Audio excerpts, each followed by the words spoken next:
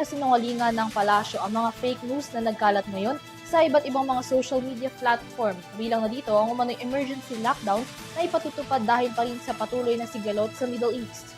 Payo naman ng Malacanang sa publiko, ugaliin ang pagpa-fact-checking at iwasan na maniwala sa hindi lehitimong impormasyon. Kaparusahan naman ng nag-aantay sa mga mapapatunayang fake news peddlers at nananadya. Tungayan ang kabuuan ng balita sa report na ito.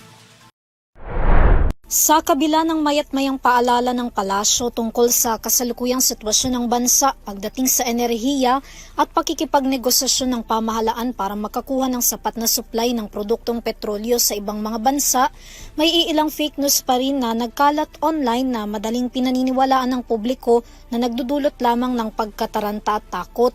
Isa na rito ang umano'y deklarasyon ng emergency lockdown.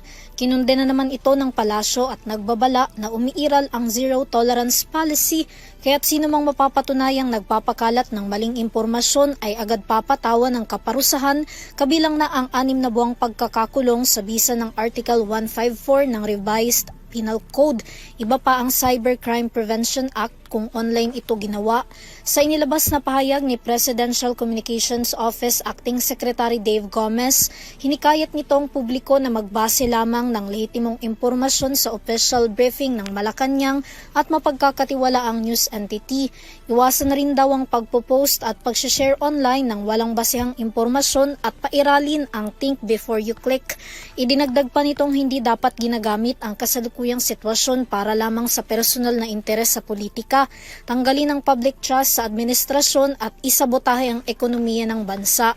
Sa ngayon, kasalukuyan na raw na kumikilos ang Anti-Fake News Desk ng Palasyo kasama ang Department of Justice o DOJ.